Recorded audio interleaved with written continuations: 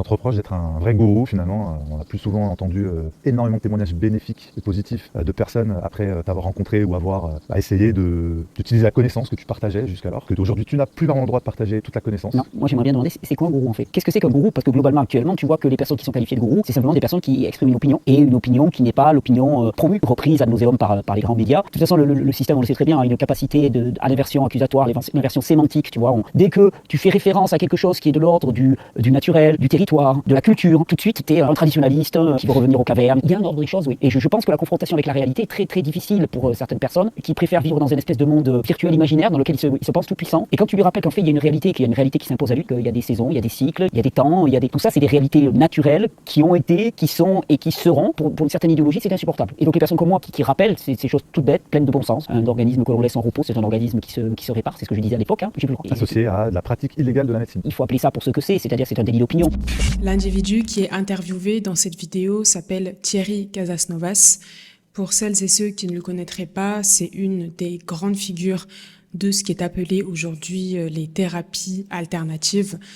Il est présent sur YouTube depuis plus de 10 ans maintenant. Sa chaîne YouTube est suivie par plus de 2 millions de personnes, mais il est aujourd'hui dans le viseur de la justice. Il a été mis en examen et il attend son procès pour justement avoir fait la promotion de ces thérapies alternatives qui sont donc essentiellement sur l'alimentation crue, le jeûne, etc.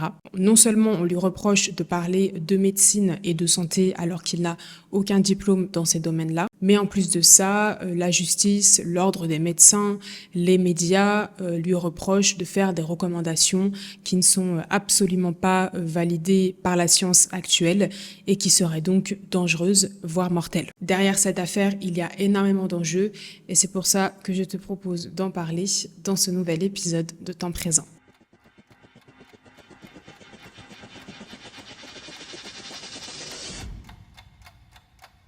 Thierry Casasnovas s'inscrit dans un mouvement qui est appelé l'hygiénisme.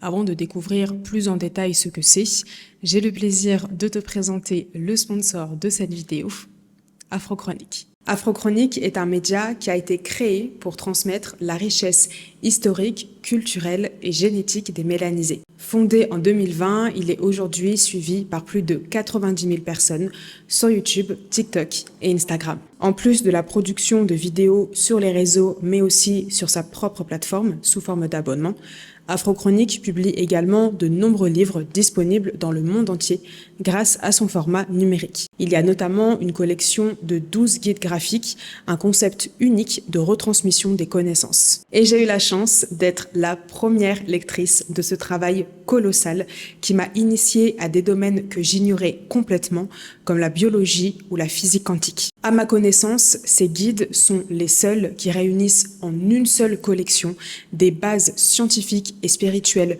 solides qui sont ancrées dans le paradigme africain ancestral. Cette collection s'appelle Éveil de la conscience noire et elle porte bien son nom. Je te mets le lien en légende et en commentaire épinglé pour te procurer toi aussi les guides graphiques et atteindre un niveau supérieur de conscience.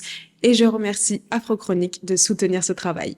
Revenons maintenant au sujet de la vidéo. Comme je disais, Thierry Casasnovas s'inscrit dans un mouvement qui s'appelle l'hygiénisme. Et en fait, la vision qu'il y a derrière, elle porte plusieurs noms, elle s'inscrit dans plusieurs courants, mais qui désignent toute une vision similaire de la santé. Et le premier point essentiel, c'est déjà dans la définition de ce que c'est la santé. Contrairement à une définition qu'on pourrait généralement avoir, dans cette vision, la santé, ce n'est pas l'absence de maladie. C'est en fait un bien-être global sur tous les plans, que ce soit physique, mental ou encore social. L'hygiénisme et tous les mouvements similaires défendent donc une vision globale de la santé et du soin. C'est ce qu'on peut aussi appeler la santé holistique ou la santé intégrale qui prend en compte l'ensemble du vivant et pas seulement une seule partie. Et ce qu'il faut savoir, c'est que pour ce qui est de la santé et de la maladie, il y a globalement deux paradigmes qui s'affrontent. L'un défend que la maladie vient de l'extérieur et l'autre de l'intérieur. Tout ça est expliqué plus en détail dans le guide graphique Transition alimentaire. Pour ceux qui pensent que la maladie vient de l'extérieur, elle viendrait donc d'une bactérie. Pour schématiser, la bactérie s'est logée dans un endroit spécifique du corps. Elle va alors infecter la zone, ce qui va créer un mal ou plusieurs. Et toujours pour schématiser, pour guérir, il faut s'aider d'un élément extérieur qui va permettre d'expulser la bactérie. Dans ce paradigme, il y a une vision compartimentée et divisée de la santé. Parce que la prescription du médecin va se concentrer spécifiquement et uniquement sur la zone visible de l'inflammation ou du problème. Par exemple, si j'ai une otite, le médecin va prescrire des gouttes à mettre dans l'oreille pour faire partir l'infection. Dans ce cadre-là, le symptôme, c'est-à-dire une douleur à l'oreille, et la maladie, l'otite. Dans l'autre paradigme, la maladie vient à l'inverse de l'intérieur. C'est-à-dire que oui, il peut y avoir une bactérie qui peut être toxique ou dangereuse, mais son influence, ses capacités vont changer en fonction du terrain, c'est-à-dire de l'organisme. Et donc ici, peu importe le potentiel élément extérieur qui peut être néfaste, si le corps est dans son plein potentiel physique, psychologique et spirituel, cet élément extérieur n'aura aucun impact. Pour continuer sur l'exemple de l'otite, on a vu que dans le premier paradigme, la douleur à l'oreille est la maladie qui correspond à l'otite. Alors que dans l'autre paradigme, l'otite est en fait un symptôme. L'otite sert de signal pour alerter l'individu qu'il y a un dysfonctionnement dans le corps. Et ce dysfonctionnement n'est pas forcément localisé précisément dans l'oreille. Il peut venir de plein d'autres facteurs. C'est pour ça que ce paradigme prend en compte la globalité de l'individu pour la guérison et pas seulement une petite partie. La prescription qui va être donnée sur l'otite ne va pas chercher à guérir localement l'otite, mais bien à chercher la cause véritable de ce mal, qui encore une fois n'est qu'un symptôme. Et si on se préoccupe que du symptôme, eh bien en fait on retire un signal d'alerte, mais la cause de la maladie est toujours là. Si j'ai été claire, je pense que tu as déjà identifié quel paradigme domine la santé actuelle. C'est bien sûr le paradigme où la maladie provient d'un élément extérieur et où le symptôme est la maladie et on ne cherche pas des éléments autour. Quand on a un mal de tête, on va prendre un Doliprane pour faire passer le mal de tête. On se fait injecter dans le corps des substances synthétiques faites en laboratoire et dans des conditions un petit peu obscures pour pouvoir combattre des maladies. En bref, dans ce paradigme-là, pour guérir une maladie, il y a une pilule ou un vaccin. Ce qui fait que le malade est complètement dépendant des fabricants de ces prétendus médicaments, l'industrie pharmaceutique. Tu te doutes bien que la vision de la santé défendue par les thérapies holistiques ou hygiéniques met à mal complètement le système économique, financier de l'industrie pharmaceutique. Parce que dans ce paradigme-là, on ne met pas la faute sur une méchante bactérie, mais bien sur notre corps, qui a donc été assez faible pour faire passer cette bactérie et la laisser proliférer. La maladie est le symptôme d'un déséquilibre, et pour mettre fin à ce déséquilibre et rétablir l'ordre dans son corps, il faut voir son mode de vie en général. Et ça commence par l'alimentation. Une alimentation végétale, non traitée et essentiellement crue. Et c'est bizarrement le régime alimentaire opposé à toutes les recommandations que font les prétendus organismes de santé nationaux ou internationaux. La vision de la santé holistique prend le vivant dans son ensemble et prend tous les facteurs possibles, qu'ils soient internes ou externes. Et donc, il y a une nécessité d'observer, de comprendre et d'imiter la nature, qui est un modèle d'harmonie et d'équilibre. Le fait d'observer et comprendre la nature permet déjà de savoir sa place et de se dire que si la nature a été conçue ainsi, c'est qu'il y a une bonne raison et que nous, en tant qu'êtres humains, il nous suffit d'une certaine manière de suivre ce mouvement-là, de respecter ces règles-là pour que, à l'extérieur comme à l'intérieur, nous soyons équilibrés et en harmonie. Le problème, c'est qu'aujourd'hui, affirmer que la nature a ses règles, a ses lois et a sa norme, c'est aller complètement dans le sens opposé de ce qui est martelé partout. En tant qu'être humain faisant partie de la nature, je dois me soumettre à l'ordre de la nature. C'est largement expliqué dans le guide Biogénèse, mais aujourd'hui, le système fait tout pour que nous allions en total opposé avec les règles de la nature. Et en plus de ça, tout discours qui affirme que l'être humain, comme toute chose dans la nature, a des règles, des valeurs et une morale, c'est perçu comme étant un discours de gourou. Et entre ces discours sur la santé qui mettent complètement à mal le système économique de l'industrie pharmaceutique et sa vision globale de nous faisons partie d'un tout, nous devons respecter les règles de ce tout, eh bien ça fait que aujourd'hui, Thierry Casasnovas a été placé sous contrôle judiciaire, il est interdit de quitter le territoire français et il est en attente de son procès pour, je cite, abus de confiance, abus de faiblesse et exercice illégal de la médecine. Les médias et les créateurs de contenu le surnomment le gourou du crudivorisme et la justice française a affirmé qu'il y avait eu contre lui plus de 600 signalements à Miviludes. Miviludes, c'est la mission interministérielle de vigilance et de lutte contre les dérives sectaires. Déjà, ce que j'ai appris, c'est qu'on ne parle pas de secte, mais de dérives sectaires. Le procureur a refusé de donner une définition de secte parce que la frontière entre secte et religion ou croyance est en fait beaucoup trop proche et ça risque en fait de froisser tous les croyants et tous les religieux. Maintenant, on va lire ensemble une page du site Miviludes qui explique comment identifier une dérive sectaire. Alors, nous avons déstabilisation mentale, caractère exorbitant des exigences financières, rupture avec l'environnement d'origine, existence d'atteinte à l'intégrité physique, embrigadement des enfants, discours antisocial, trouble à l'ordre public, importance des démêlés judiciaires, éventuel détournement des circuits économiques traditionnels, tentative d'infiltration des pouvoirs publics, adoption d'un langage propre au groupe, modification des habitudes alimentaires ou vestimentaires, refus de soins ou arrêt des traitements médicaux régulièrement prescrits, situation de rupture avec la famille ou le milieu social et professionnel, engagement exclusif pour le groupe, soumission absolue, dévouement total aux dirigeants, perte d'esprit critique, réponse stéréotypée à toutes les interrogations existentielles, embrigadement des enfants, existence d'atteinte à l'intégrité physique ou psychique, manque de sommeil, acceptation d'exigences financières de plus en plus fortes et durables, engagement dans un processus d'endettement, legs ou donation à des personnes physiques ou morales en lien avec le groupe auquel appartient la victime, participation à des conférences, stages, séminaires, retraites en France et à l'étranger, existence d'escroquerie ou de publicité mensongère.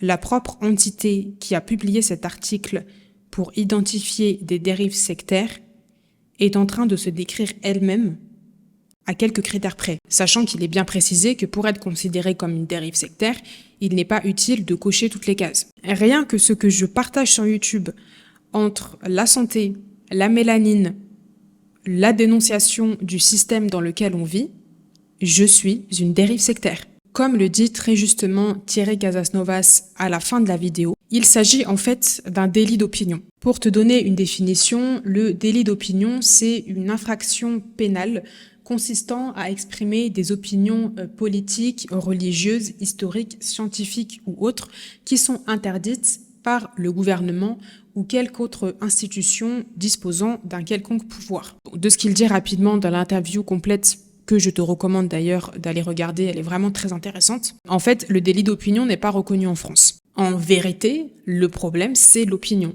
Sauf que, évidemment, reprocher à quelqu'un de ne pas penser comme soi, ça va à l'encontre de ce qu'on appelle la liberté d'expression. Je précise que j'ai pris le temps de regarder une vidéo d'un détracteur de Thierry Casasnovas sur YouTube, probablement celle qui a d'ailleurs le plus de vues. Je ne prétends pas que Thierry Casasnovas soit parfait.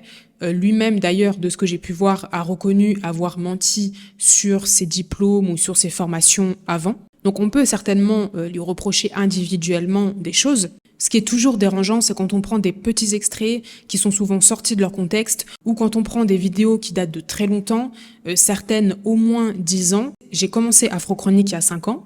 Il y a des choses que j'ai dites et affirmées dans mes vidéos que je ne considère absolument plus vraies aujourd'hui. Je veux dire, on a quand même, heureusement, la possibilité d'évoluer, de s'améliorer, ce qui signifie qu'on peut se tromper.